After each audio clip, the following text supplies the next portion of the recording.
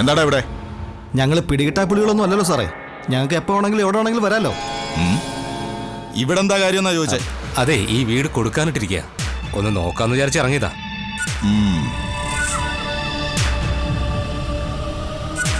ഈ വണ്ടി നിങ്ങളുടെ അല്ലേ? അതെ. അപ്പൊ പിന്നെ ആ കാർ ആരുടെയാ? അതറിയില്ല സാറേ. ഞങ്ങൾ വരുമ്പോഴേ ഈ വണ്ടി ഇവിടെ കിടക്കുക. എന്നാ പിന്നെ ഞങ്ങൾ അങ്ങോട്ട് പോയിക്കോട്ടെ സാറേ. ആ പൊയ്ക്കോ. മര്യാദക്കൊക്കെ ജീവിച്ചോണം. എന്നെ അറിയാലോ അല്ലേ? ആ നിക്ക്, അല്ലെങ്കിൽ വേണ്ട. നിങ്ങളെ അങ്ങനെ അങ്ങ് പറഞ്ഞു വിട്ടാൽ ശരിയാവില്ല. നീയൊക്കെ തൽക്കാലം ഇവിടെ നിക്ക്. വാടോ. സർ.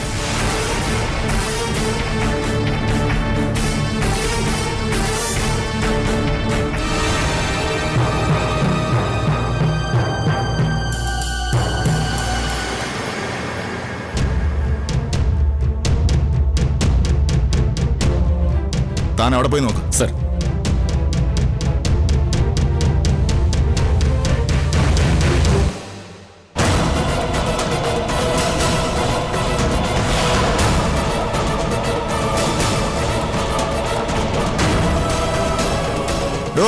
കുറച്ച് വെള്ളം എടുത്തോണ്ട് വാ, പെട്ടെന്ന് വാ. സർ.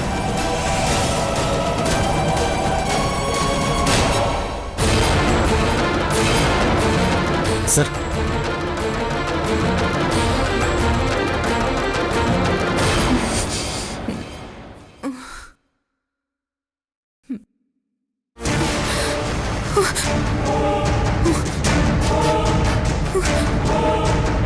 നിങ്ങൾ ആരാ? എന്തിനാ ഇവിടെ വന്നേ? നിങ്ങൾക്ക് എന്താ സംഭവിച്ചത്? ചോദിച്ച കേട്ടില്ലേ? ഈ വീടിനെ ചുറ്റിപ്പറ്റി എന്തൊക്കെയോ കുഴപ്പങ്ങൾ നടക്കുന്നു എന്നൊരു ഫോൺ കോൾ വന്നിട്ടാ ഞങ്ങൾ അന്വേഷിക്കാൻ വന്നത്. താഴെ വെച്ച് ഞാൻ സാലിയെയും സോണിയെയും കണ്ടിരുന്നു. രണ്ടും ക്രിമിനലുകളാ.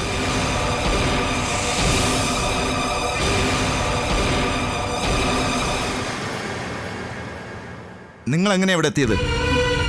ഞങ്ങൾ വരുമ്പോ നിങ്ങളിവിടെ ബോധം കെട്ട് കിടക്കായിരുന്നു. അവർ നിങ്ങളെ ഉപദ്രവിച്ചോ?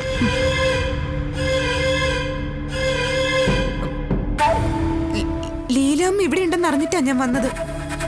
സർ, ഞാൻ ബാലാമണി, അഴകത്ത് ഗ്രൂപ്പ് ഓഫ് കമ്പനീസിന്റെ MD-യാ. ലീലാമ്മ ഈ വീട്ടിലുണ്ടെന്നും പറഞ്ഞ് എനിക്കൊരു അനോണിമസ് ഫോൺ കോൾ വന്നിരുന്നു.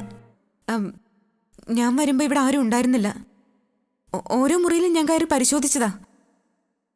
പെട്ടെന്ന് എനിക്ക് എന്താ സംഭവിച്ചെന്നറിയില്ല. തലകറങ്ങി വീഴുക ചെയ്തത്. ഈ സാലിയെയും സോണിയെയും നിങ്ങൾക്ക് പരിചയമുണ്ടോ? നേരിട്ട് പരിചയമില്ല സർ. ദേവു പറഞ്ഞ് ഞാൻ ഇവരെ കുറിച്ച് കേട്ടിട്ടുണ്ട്. ലീലാമ്മയെ കാണാതായ അന്നു മുതൽ ദേവു ഞങ്ങളുടെ വീട്ടിലാണ് നിൽക്കുന്നത്. ലീലാമ്മയുടെ മിസ്സിങ്ങിന് പിന്നിൽ ഇവരാണോന്ന് എനിക്ക് നല്ല സംശയമുണ്ട്. ചിലപ്പോ ദേവുവിനെ ഞങ്ങൾ സംരക്ഷിക്കുന്നതിന്റെ വാശി തീർക്കാൻ വേണ്ടി അവരെന്നെ മനഃപൂർവ്വം ഉപദ്രവിക്കാൻ നോക്കിയതായിരിക്കും. സാറ് വന്നതുകൊണ്ട് അത് നടന്നില്ല. ഇപ്പൊ എനിക്ക് കാര്യങ്ങൾ ബോധ്യമായി.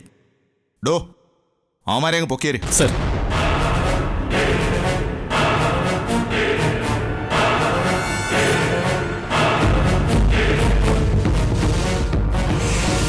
എടാ പണിയാവൂ.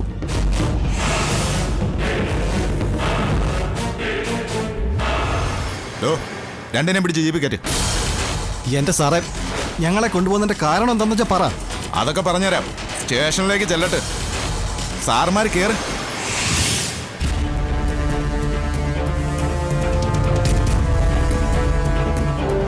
എടീ, ചെയ്യാത്ത തെറ്റിനാ ഇവര് ഞങ്ങളെ കൊണ്ടുപോകുന്നേ. ഇതിന്റെ ഫലം നീ അനുഭവിക്കും. നിങ്ങളൊക്കെ ലീലാമ്മയെ കൈ കിട്ടിയാ കൊല്ലാൻ വേണ്ടി നടക്കുകയല്ലേ? അവർക്കും എന്റെ ദേവുവിനും വേണ്ടിയാ ഞാനിത് ചെയ്യുന്നത്.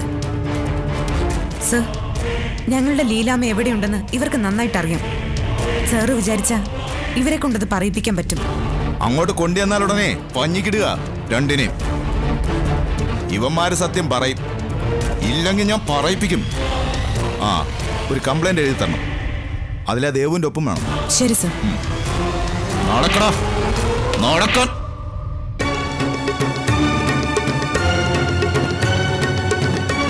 നിന്റെ ഒന്നും ശല്യമില്ലാതെ എന്റെ ദേവുവിന് കുറച്ചു നാളെങ്കിലും പുറത്തിറങ്ങി നടക്കാം.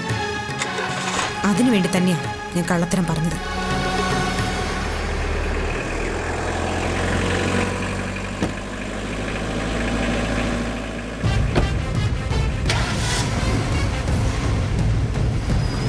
കവിത പറഞ്ഞ വീട് ഇത് തന്നെയാണല്ലോ. പിന്നെ ലീലാമ്മ എങ്ങോട്ട് പോയി? ഞാനെങ്ങനെ ബോധം കെട്ട് വീണത്?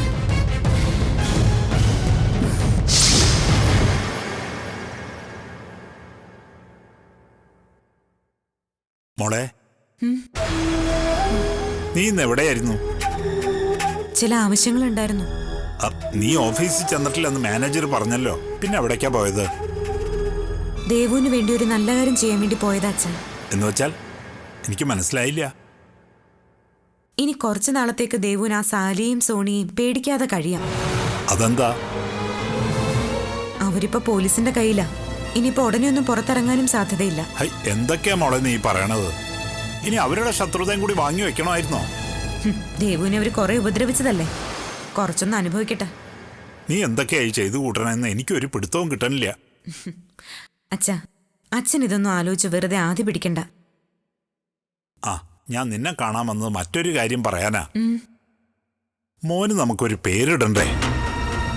ഇനി അത് വഹിക്കുന്നത് മോശാ. എന്താ നീ ആലോചിക്കണത്? ഈ വീട്ടിൽ വെച്ച് തന്നെ ചെറിയൊരു ചടങ്ങായിട്ട് നമുക്കതങ്ങ് നടത്താം മോളെ. നീ ഒന്ന് സമ്മതം പറയേ. ഈ അച്ഛൻ്റെ ഒരു ആഗ്രഹം. അല്ല, ഇവിടെ വെച്ച് നടത്തിയ ഒരു കുഴപ്പമില്ല. നീ പറയുന്നത് പോലെ ചടങ്ങ് നടക്കൂ. നിനക്ക് ഇഷ്ടമില്ലാത്ത ആരും ആ ചടങ്ങിൽ പങ്കെടുക്കില്ല. എന്താ പോരെ?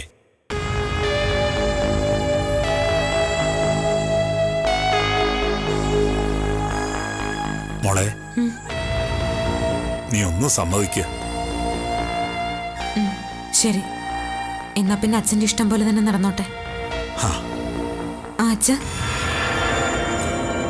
പക്ഷേ അച്ഛൻ തന്ന വാക്ക് മാറരുത്. എനിക്കിഷ്ടമില്ലാത്ത ആരും ആ ചടങ്ങിൽ പങ്കെടുക്കരുത്. അങ്ങനെ സംഭവിച്ച പേരിടിയിൽ നടക്കില്ല.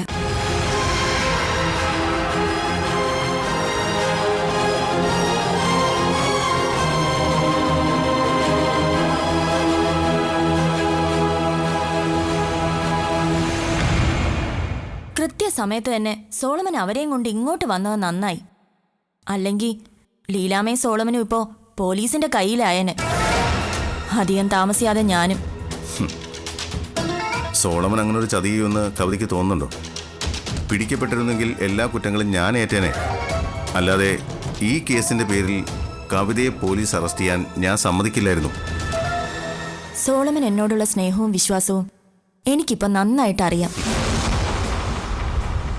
റെയ്ഡിന് വന്ന പോലീസുകാരിൽ ഒരാൾ എൻ്റെ പരിചയക്കാരനാണ്. ഇൻഫർമേഷൻ കൃത്യസമയത്ത് തന്നെ കിട്ടാൻ ഉപകരിച്ചത് അതാ. എന്നാലും മറ്റാരുടെയും കണ്ണിൽ പെടാതെ കിടന്നിരുന്ന ഒരു സ്ഥലം, ലീലാമ്മയ്ക്കൊരു താവളം ഒരുക്കാൻ ആ സ്ഥലം തന്നെ തിരഞ്ഞെടുത്തതിന്റെ കാരണവും അതാ. എന്നിട്ടും പോലീസ് എങ്ങനെ കൃത്യമായിട്ട് അവിടെ എത്തി? അതാ എനിക്ക് മനസ്സിലാവാത്തത്. കവിതയുടെ ഈ സംശയം സത്യ. ആരോ നമ്മളെ ഒറ്റിക്കൊടുത്തിട്ടുണ്ട്.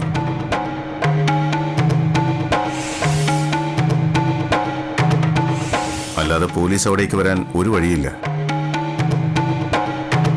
ആരായിരിക്കും അത്? സോളമൻ ആരെങ്കിലും സംശയമുണ്ടോ? എനിക്ക് സംശയം ഒരാളേ ഉള്ളൂ. ലീലാമ്മയാണോ? അതെ.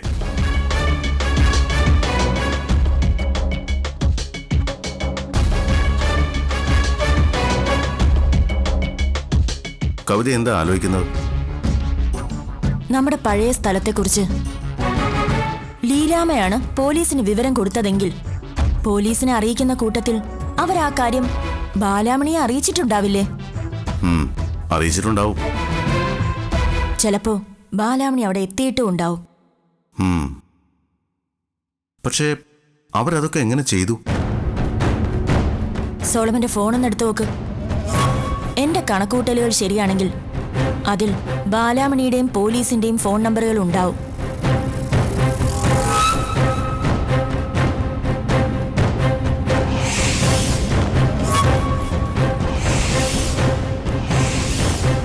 എനിക്ക് പരിചയമില്ലാത്ത ഒരു നമ്പർ ഇതിനകത്തുണ്ട്. അപ്പോ എന്റെ കണക്കൂട്ടൽ ശരിയാ. ലീലാമ്മ നമുക്കിട്ടൊരു പണി തരാൻ നോക്കിയതാ. സോളമൻ വാ, നമുക്ക് അവരെ ഒന്ന് കാണാം.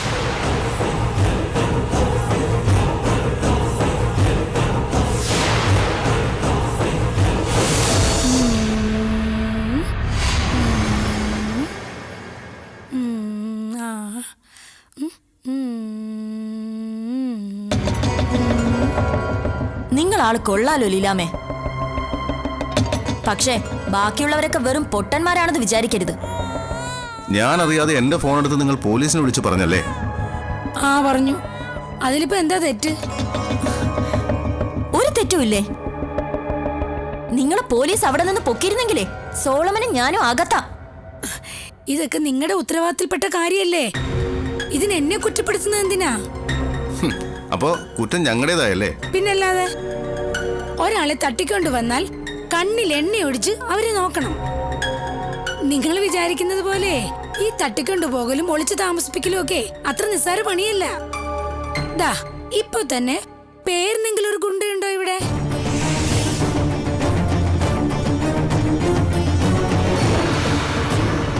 എങ്കിലല്ലേ നമുക്കൊരു പേടി വരൂ.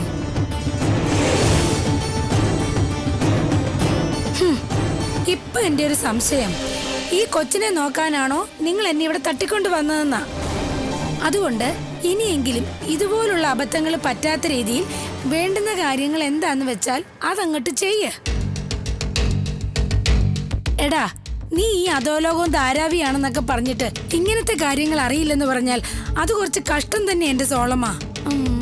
ചെയ്യുന്ന ജോലിയിൽ യാതൊരു ഉത്തരവാദിത്വം ഇല്ലാത്ത ആൾക്കാര്. ഒന്ന് നിന്നേ. നിങ്ങൾ പറഞ്ഞതിന്റെയൊക്കെ അർത്ഥം എനിക്ക് മനസ്സിലായി. യാതൊരു ഉദ്ദേശവും ഇല്ലാതെ കവിത നിങ്ങളെ ഇവിടേക്ക് കൊണ്ടുവരില്ല. പിന്നെ നിങ്ങൾ ഇനി എത്രയൊക്കെ ശ്രമിച്ചാലും നിങ്ങൾ ഞങ്ങളുടെ കയ്യിൽ നിന്ന് ചാടി പോവുകയില്ല. അടങ്ങി ഒതുങ്ങി നിന്നാ നിങ്ങൾക്ക് കൊള്ളാം. ഇല്ലെങ്കിലുണ്ടല്ലോ നക്ഷത്രക്കാലെണിക്ക് ഞാൻ. പിടിക്കടാ, പിടിക്കാൻ. നീ എന്നെ നക്ഷത്രക്കാലെണ്ണിക്കാൻ നടക്കുവല്ലേ? നീ നക്ഷത്രം എണ്ണുന്നതേ ഞാൻ കാണിച്ചു തരാം. കൂട്ടത്തിതാ ഇവളും. ഇനി ഈ കൊച്ചിന്റെ യാതൊരു കാര്യങ്ങളും ഞാൻ നോക്കത്തില്ല. നീ ഇതിനെ കൊല്ലുകയോ തല്ലുകയോ എവിടെയെങ്കിലും കൊണ്ടേ കളയുകയോ വളർത്തുകയോ എന്താന്ന് വെച്ചാ അങ്ങോട്ട് ചെയ്യൂ. അല്ല അതെ പോയാ നമുക്കവരോട് ഇത്തവണത്തേക്കൊന്ന് ക്ഷമിക്കായിരുന്നല്ലേ? വെറുതെ ആവേശം കാണിച്ചോണ്ടാ ഈ കോടാലി വീണ്ടും എന്റെ കയ്യിൽ വന്നേ. ഓ ഒന്ന് കരയല്ലേടാ. ഒന്ന് നിർത്തുന്നുണ്ടോ? ഇവൻ ഇനി എന്നെയും കൊണ്ടേ പോവൂ. കരയല്ലേ കരയല്ലേ.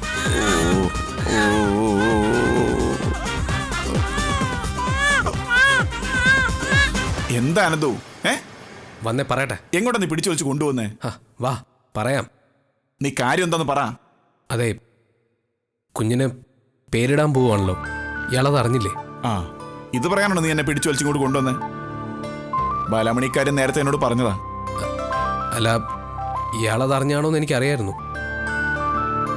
അല്ല, നിനക്ക് വേറെ എന്തോ ആണല്ലോ എന്നോട് പറയാനുള്ളത്. എന്താടാ? അവള് കുഞ്ഞിന് എന്ത് പേരാ ഇടുന്നത്? വല്ലതും പറഞ്ഞായിരുന്നോ? എന്നോടോ? ആ, എന്നോട് എന്തിനാ പറയുന്നത്? അല്ല, വെറുതെ പറയാലോ. എടാ അനന്തു, ഇപ്പൊ നിന്റെ പ്രശ്നം എന്താ? അത് ആ പേരെന്താണെന്നൊന്ന് അറിഞ്ഞിരുന്നെങ്കിൽ. എടാ, ബാലാമണി അവളുടെ കുഞ്ഞിനെ അവൾക്ക് ഇഷ്ടമുള്ള പേരിട്ടോട്ടെ, അതിന് നിനക്കെന്താ? ആ കുഞ്ഞ് നിന്റെ ആരും അല്ലല്ലോ. എല്ലാം അറിഞ്ഞു വെച്ചോണ്ട് ഇയാൾ എന്നെ ഇങ്ങനെ കുത്തി നോക്കരുത്. അനന്തു, ഇതിന്റെ എത്രയോ ഇരട്ടി വേദന നീ കാരണം അവൾ അനുഭവിച്ചിട്ടുണ്ട്. അതൊക്കെ നീ അങ്ങ് മറന്നു. ഇപ്പോ ആ കുഞ്ഞിനോർത്ത് നിന്റെ മനസ്സ് വല്ലാതെ ഒരുങ്ങുന്നുണ്ടല്ലേ? ഇയാൾ എന്നെ ഇങ്ങനെ കുറ്റപ്പെടുത്താതെ പറ്റുമെങ്കിൽ എന്നെ ഒന്ന് സഹായിക്കുക. സഹായിക്കാനോ? എന്ത് സഹായം? ഇയാൾ എൻ്റെ മോനൊരു പേരിടാമോ?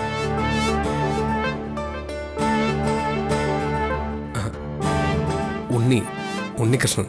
ആ പേര് അവന് നല്ല ചേർച്ചയായിരിക്കും. അല്ല, ഇതല്ലാതെ വേറെ ഏതെങ്കിലും മനസ്സിലുണ്ടോ?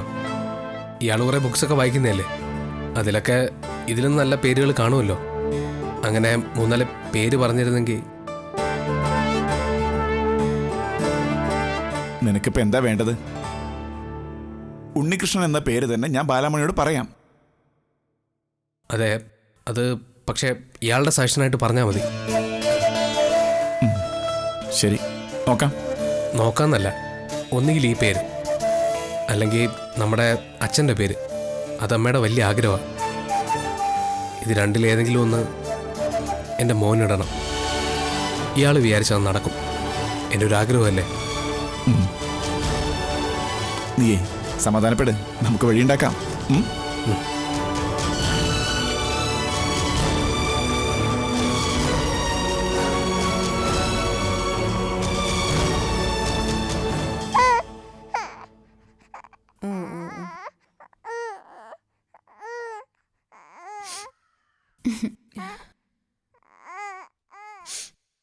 ചേച്ചി എന്തിനാ കരയുന്നേ? ഏയ് ഒന്നുമില്ല മോളെ. ഇപ്പൊ മോനെ തിരിച്ചു കിട്ടിയില്ലേ, ഇനിയും ചേച്ചി എന്തിനാ സങ്കടപ്പെടുന്നേ? ഈ കൺമഷിയും ചാന്തുവൊക്കെ കയ്യിലെടുക്കുമ്പോ അറിയാതെ എന്റെ കണ്ണ് നിറഞ്ഞു പോവും. അതെന്താ? ഇതൊക്കെ ഇവൻ ജനിക്കുന്നതിന് മുൻപ് ഞാൻ ഇവന് വേണ്ടി കരുതി വെച്ച സാധനങ്ങളാ. എനിക്കിവനെ വിധിച്ചിട്ടില്ല എന്നറിഞ്ഞപ്പോ ഇതൊക്കെ നെഞ്ചോട് ചേർത്ത് പിടിച്ച് ഞാൻ ഒരുപാട് കരഞ്ഞതാ മോളെ. ഇപ്പോഴിതിലൊക്കെ തൊടുമ്പോ ആ ഓർമ്മകൾ എന്റെ കണ്ണ് നിറയ്ക്കും. പോട്ടെ, ചേച്ചി ഇനി അതൊന്നും ഓർക്കുക വേണ്ട. ചേച്ചി കരയുന്ന കണ്ട എനിക്ക് സങ്കടം വരില്ലേ? എനിക്ക് മാത്രല്ല, ദേ ഇവനും. അല്ലേടാ കുട്ടാ? നമ്മുടെ പൊന്നു.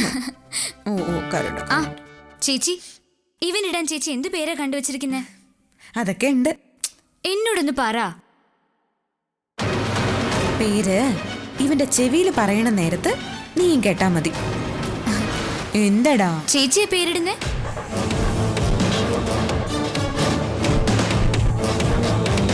അല്ല, ഞാൻ വെറുതെ ചോദിച്ചെന്നേ ഉള്ളൂ, അല്ലാതെ ആരും പറഞ്ഞിട്ടൊന്നുമല്ല. എന്റെ മോന് പേരിടാൻ എനിക്കറിയാം.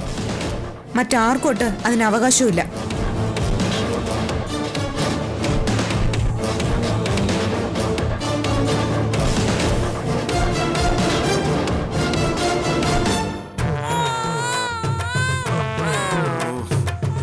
എന്റെ കൊച്ചെ, നീ എന്താ ഇങ്ങനെ കരയുന്നേ? നിനക്ക് ഞാൻ സെർലാക്ക് തന്നില്ലേ? ഹോർലിക്സും ബിസ്ക്കറ്റും ചോക്ലേറ്റും എല്ലാം കൊണ്ട് തന്നില്ലേ? ഇനി നിനക്ക് എന്താ വേണ്ടത്? ബാക്കിയുള്ളവന്റെ മനസമാധാനം കളയാതെ അവിടെ എങ്ങാനും മര്യാദ കിടന്ന് ഉണങ്ങിക്കോ പിശാചേ.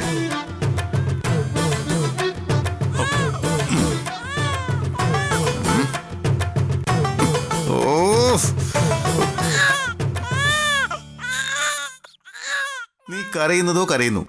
ആ ശബ്ദം എന്നെ കേൾപ്പിക്കണമെന്ന് നിനക്കെന്താ ഇത്ര നിർബന്ധം? ഇത്തിരി പതുക്കെ കരയ എന്റെ കൊച്ചെ. ഞാനൊന്ന് ഉറങ്ങിക്കോട്ടെ പ്ലീസ്. Good night.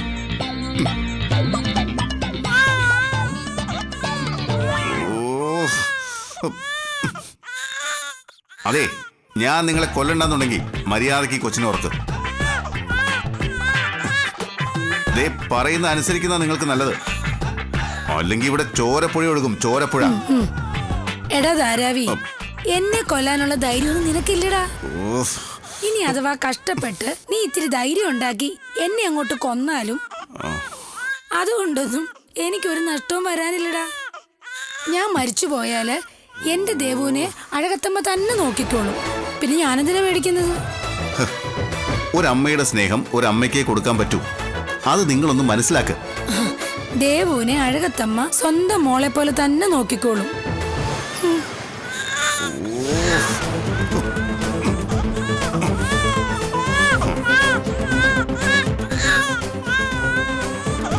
മര്യാദയ്ക്ക് കിടന്നുറങ്ങിക്കോ, അല്ലെങ്കിൽ കൊന്നുകളയുന്ന ഞാൻ.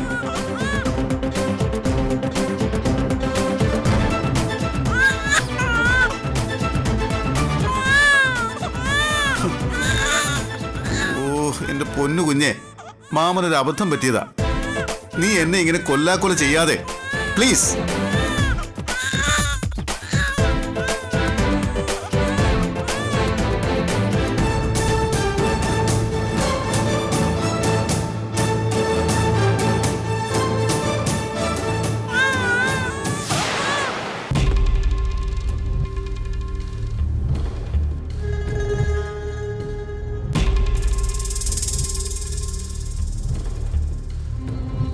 പേരിടിയിൽ ചടങ്ങിനെ കുറിച്ച് ഓർത്തായിരിക്കും. ഇത്രയും അസ്വസ്ഥത അല്ലേ? അവളുടെ കുഞ്ഞിനിടാൻ പേരെന്തെങ്കിലും കണ്ടുവച്ചിട്ടുണ്ടോ? ഉണ്ടാവാതിരിക്കില്ലല്ലോ. അത് അവളുടെ മാത്രമല്ല, എൻ്റെയും കൂടെ കുഞ്ഞാ.